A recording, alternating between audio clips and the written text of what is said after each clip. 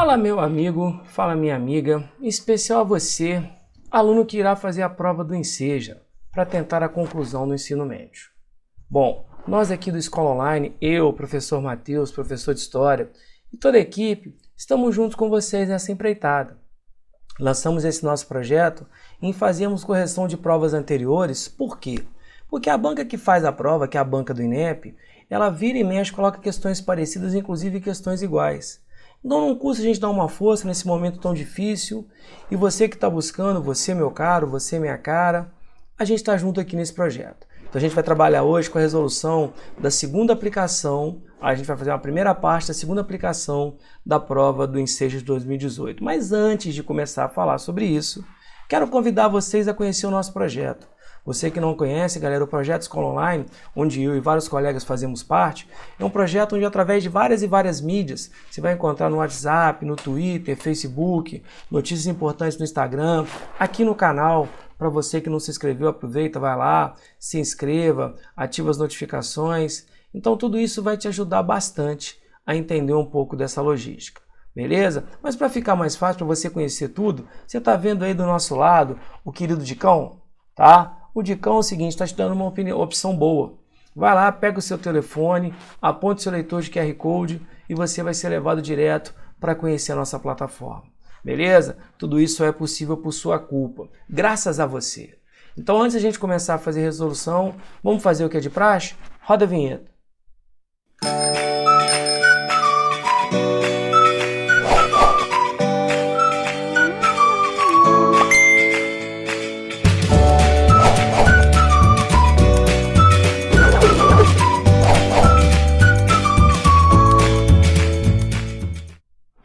Bacana, né? Vamos trabalhar agora, galera. Olha a nossa primeira questãozinha aqui. Qual é a nossa primeira questão? Questão de número 31. Elixir do mundo moderno. A fruta vermelha, que nasce da flor branca do pé de café, ou seja, eu estou falando de uma riqueza que para o Brasil ela tem uma importância absurda, foi descoberta por volta do ano 525, no interior da Etiópia. Os etíopes se alimentavam da sua própria polpa doce, por vezes macerada, ou seja, amassada ou misturada em banha para refeição. Então repara, estou falando de um produto que surge na África, lá no século VI, tá? Não sei se aqui é antes ou depois de Cristo, mas eu estou falando do século VI. O café da Etiópia atravessou o Mar Vermelho e foi levado para a Península Arábica, ou seja, eu estou indo para a Ásia, tá? Entrando em contato com outro povo, outra cultura, onde era consumido como bebida após a torrefação. Igual no Brasil, você torra e depois bebe. Impregnado na cultura, então vejam como o café tem um aspecto cultural importante do mundo islâmico. O café foi incluído até mesmo na legislação turca. Turquia é um país onde você tem parte o que na Europa, parte na Ásia, segundo o qual as esposas podiam pedir divórcio caso os maridos não provessem a casa com uma cota de café. Repara, imagina você casado, se sua esposa chegar perguntando se não tem café, fala, não comprei, ela pode entrar com pedido de divórcio. Tem muita gente que vai deixar café o quê? Faltar em casa, gente, pelo amor de Deus, para com isso. Porém, o uso excessivo do café, libertador de emoções, levou o governador de Meca a proibi-lo em casas públicas e mosteiros em 1511. Estava falando que há pouco tempo eu ouvi uma música de um filósofo chamado Luan Santana, quando ele disse que a culpa da morena, tá? E uma parte ele fala que está acordado não é por causa da cafeína, olha o café, e sim por causa da morena, beleza? Então, gente, a história do fruto mencionado o apresenta como uma iguaria, olha só, que iguaria é essa? O que o café tem de importante? Considerada originalmente sagrada. Está falando aqui da questão sagrada, alguma coisa religiosa? Bom, vejam, galera, olha a boa interpretação. Tá? Apropriada de diversas maneiras pela sociedade. Repara que cada uns comem, outros bebem. Então vejam, opa, essa aqui bem me atende.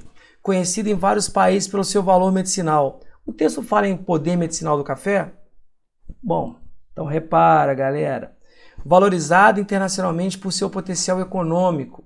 Mesmo que eu saiba que o café é um produto que dá muito dinheiro, olha o caso do Brasil, já deve ter visto aí que agro é tech, agro é pop, agro é tudo, tá? Mas o texto não fala disso, então o texto deixa muito claro, repara, que como que ele é apropriado pela sociedade. Então a letra B, de bem certa, acaba nos atendendo aqui. Show? Tranquilo, né? Vamos lá. E a questão de número 32, o que que ela fala, gente? Opa, é uma imagem. Nessa imagem eu até brinco, a minha filha faz isso. Mas eu estou diante aqui, vejam vocês, de uma pintura rupestre. Repara que os povos da antiguidade, às vezes que de repente não sabiam ler nem escrever, utilizavam o quê? Essa técnica, tá? Então repara o seguinte, pintura da Toca do Boqueirão, da Pedra Furada, Parque Nacional Serra da Capivara, Piauí. Então repara que eu estou diante aqui, lembra das aulas anteriores? Eu estou diante aqui de um patrimônio material, tá? Repara o seguinte, a gente falou muito sobre a questão do patrimônio material e imaterial. Estou diante aqui de um patrimônio material. Bom, mas o que é isso? O que está falando? As escavações iniciadas em 1978 no Parque Nacional Serra da Capivara, no estado do Piauí, permitiram a descoberta dos mais antigos vestígios até hoje conhecidos da presença humana nas Américas. Na Toca do Boqueirão, no sítio da Pedra Furada, as escavações demonstraram que o abrigo foi utilizado pelo homem pré-histórico há pelo menos 500 anos. Os estudos sobre os vestígios desse grupo revelam sua importância histórica no que diz respeito a... Que grupo é esse, galera? Eu estou falando do homem pré-histórico, aquele que tem uma participação importante na formação da América. Então repara que eu estou resgatando um pouco do que? Do patrimônio, da minha lembrança. Então vamos lá. Esse estudo ele é importante porque identifica práticas alimentares. Estou falando alguma coisa aqui? Alguma coisa de Masterchef? Opa, então peraí. Então não estou colocando isso. Recuperação da memória de sua presença. Você fala, opa, beleza, eu estou fazendo estudo. Quer dizer, memória está intimamente ligada à história. Você fala, essa me atende. Demonstração da sua superioridade artística. Galera, olha que pintores, quase que o Romero Brito, quase que o Michelangelo, Leonardo da Vinci. De forma alguma. Era uma coisa bem rudimentar. Show de bola, galera? Constatação do isolamento do seu modo de vida. Gente, pelo contrário, se eu estou pintando, eu não estou constatando isolamento, não vejo isso. A imagem fala disso. Quer dizer, muita gente diz que as pinturas rupestres, elas representavam, por exemplo, uma vontade. Então, se eu pinto um animal, porque no meu subconsciente, imagino eu que na minha caçada eu terei sucesso encontrando um animal. Então, nesse caso aqui, repara que é uma preocupação muito grande em resgate a ideia da memória. Recuperação da memória de sua presença. Beleza? A letra B de bem certa é a que melhor nos atende. Show? Então vamos lá, galera. Questão de número 45, tá? Um boi artefato que baila, morre e ressuscita é foco de brincadeiras pelo país afora. Alguns aqui já ouviram falar do boi bumbá no Amazonas e no Pará. Tanto é que a gente fala no Amazonas, é aquela disputa, né, do boi caprichoso e o boi garantido, o festival de Parintins. Bumba meu boi no Maranhão, boi calemba no Rio Grande do Norte. Bumba de Reis, o Reis de Boi, no Espírito Santo. Boi pintadinho no Rio de Janeiro. Boi de mamão em Santa Catarina. Repara, galera. Eu estou falando aqui, olha quantas regiões, olha quantos estados. Santa Catarina, Rio de Janeiro, Espírito Santo, Rio Grande do Norte, Maranhão, Amazonas e Pará. Repara que o mesmo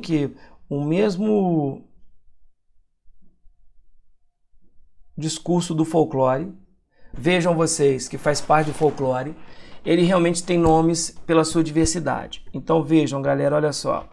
As denominações da brincadeira citada no texto expressam sua, tá? Então repara o seguinte, com os mais variados nomes, vamos lá. Natureza elitista, gente, o que tem de elite nisso, tá? Tendência religiosa, característica material, gente, se, por exemplo, cada região dá um nome, isso mostra muito a ideia da diversidade regional e o folclore, tá? A questão das regiões, como que cada um, por exemplo, igual o pessoal fala do pão de sal, da baguete, se você fala, por exemplo, no sul do cacetinho, alguns já chuparam mexerica, alguns já chuparam tangerina, alguns já chuparam bergamota. Então, quer dizer, isso mostra a nossa diversidade cultural. Show de bola? Então vamos seguindo. E a questão 46, galera, o que ela fala? Texto número 1. Voltaire, filósofo francês, filósofo iluminista, tá? Que viveu durante o século XVII e século XVIII. trabalho espanta 3 males, o vício, a pobreza e o tédio. Queria realmente acreditar, de tanto que eu trabalho, eu não vou ter vício, não vou ficar entediado, mas pobre eu vou continuar?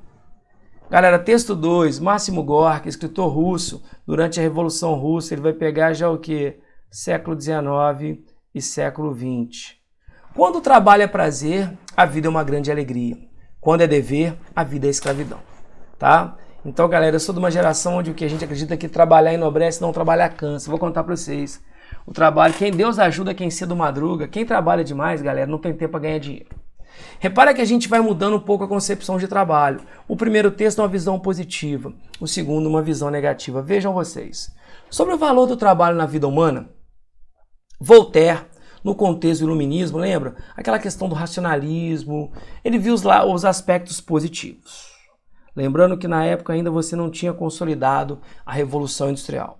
Máximo Gorki, no contexto posterior à Revolução Industrial, aponta para uma visão bastante negativa acerca do mesmo elemento. Você fala, mas Mateus, espera aí. O que vem a ser a Revolução Industrial? O que é isso? O que vem a ser aqui a Revolução Industrial? Galera, é aquele processo que está em constante mudança, onde você vai pegar o trabalho do homem, aquele trabalho manufaturado, a manufatura, o trabalho manual, e você irá aplicar o trabalho do homem o que, galera? Irá aplicar o trabalho do homem à máquina. A questão da maquinofatura. Repara que há uma mudança, ou seja, o homem agora ele se torna preso à máquina. Então o homem se torna refém. Então com a chegada da máquina, você o que? Você coloca o homem se submetendo a uma situação muito ruim. Então quando a gente fala do trabalho, você está preso, é um dever você ficar preso lá, igual no início da Revolução Industrial. As pessoas passavam horas presas. Não havia distinção entre homem, mulher e criança. Então, dessa forma, a diferença do segundo autor, do Gorki, em relação ao Voltaire, se deve ao fato de que após a Revolução Industrial, ou seja, após a chegada da máquina, o que aconteceu? Vamos lá, galera. Vamos ver aqui. O trabalhador deixou de receber um salário pelo trabalho realizado na máquina. Pelo contrário. Porque com a Revolução Industrial, você tem que pagar salário. Por quê? Porque com a Revolução Industrial você produz mais e vende mais. Se o cara não recebe, como é que ele não compra? Então, essa aqui está fora. As máquinas aumentaram a dificuldade das tarefas a serem realizadas pelos trabalhadores. Pelo contrário. É a máquina que faz a tarefa difícil. O trabalhador o quê? Ele agora apenas manuseia a máquina. O trabalho em troca de baixos salários se tornou a única opção para a maioria das pessoas, porque a máquina está fazendo. Então, ou você ganha pouco, ou você não ganha nada. Diz que para quem não tem nada, metade ou o dobro, você fala, opa! As ocupações destinadas aos trabalhadores pobres exigiam maior qualificação profissional. Galera, pelo contrário, o pobre não tem formação, igual a gente fala. O Brasil hoje vive um momento muito sério em relação ao desemprego, mas vocês já pararam para pensar que nós temos quase 1 milhão de vagas de emprego ociosa, onde as pessoas não são contratadas pela falta de capacitação técnica? Então você que está buscando concluir o ensino médio, gente, aproveite, tá? Por quê? Porque às vezes está faltando isso. Se esforçar um pouco mais, especializar, porque, galera, emprego vai aparecer. Beleza? Então, nesse caso aqui, eu deixo muito claro que a letra C é a mais certa, porque a máquina vai falar o seguinte, ou você trabalha com a máquina, ou você não trabalha com nada. Então, você coloca baixos salários na realidade do trabalhador. Show de bola? Então, vamos lá. Questão de número 47. O que ela fala? O avanço das empresas e a expansão do capital sobre a Amazônia atingem principalmente, o que eu estou falando, galera? Das populações indígenas. Galera, e se você quiser saber mais, galera, quando a gente fala do índio, se você pegar o artigo 231 da Constituição Federal, ele vai falar quais são os direitos dos índios, tá? Então a gente vai perceber o seguinte, que os índios têm direitos garantidos. A destruição da floresta implica a destruição da cultura indígena. Isto é, do próprio índio, porque se não tem a floresta, você está destruindo basicamente o seu habitat. A relação do índio com o seu território é uma relação vital. Sua cultura milenar está diretamente associada e dependente de tudo aquilo que compõe seu território. Então o índio é parte do meio. O clima, as plantas, os animais, os minerais, os rios. Introduzir modificações nesse território é o mesmo que destruir sua cultura. fazer com que o índio desapareça com a própria floresta. Então repara o seguinte, galera, o contato do homem branco, assim dito, a destruição do meio ambiente, da floresta, faz com que o índio comece a sucumbir. Perfeito? Tanto é que se você pegar, quando os europeus chegam aqui, nós tínhamos de 5 a 6 milhões de indígenas, de nativos. Hoje temos pouco mais de 900 mil. Tá? Então olha só, a destruição das florestas e a presença de não indígenas em seus territórios tem contribuído historicamente para sérias modificações no modo de vida dessas populações, devido a... Então o que está acontecendo, galera? Vamos lá? Vamos ver? Então é o seguinte, tá? Devido ao quê? Ameaça da perda dos territórios onde vivem e de sua desorganização das suas tradições. Opa, eu estou perdendo meu território porque está sendo ocupado, está sendo destruído. E, consequentemente, eu vejo desorganizar as minhas tradições. Letra A está certa. Só que você tem dúvida no seu potencial. Você sabe que a letra A está certa, mas você quer ver as outras. Então vamos lá. Vamos ver por que as outras estão erradas. Letra B. Roubo das fórmulas e dos vários tipos de produto de sua medicina tradicional. O texto está falando disso, galera. Então, cuidado, o INEP ele faz muita relação texto-questão. Deficiência da educação escolar indígena fornecida a esses povos pelo Estado brasileiro. Que isso? Educação escolar indígena? Poxa, o que tem a ver? Incompreensão pelos não indígenas, ou seja, pelo homem branco, dos padrões estéticos desses povos. Galera, eu estou falando aqui de um aspecto muito cultural. O estético, se o índio quer usar tanguinha, quer pagar peitinho, gente, então... O que vai acontecer? Eu vejo que no caso a letra A seria a mais certa. Então, repara que é o seguinte, como eu falei, são temas muito comuns, escravo, escravizado, indígena, folclore, patrimônio, beleza? Então assim a gente termina essa primeira parte e convido vocês que após o que realizarem a prova do Enseja, vem com a gente no nosso projeto Eu Não Erro Mais, o projeto Enem, onde de forma gratuita você vai encontrar semanalmente aulas ao vivo e conteúdo disponível para você fazer uma boa prova. Beleza? Mais uma vez, muito obrigado. Fiquem com Deus e até a próxima. Tchau, tchau.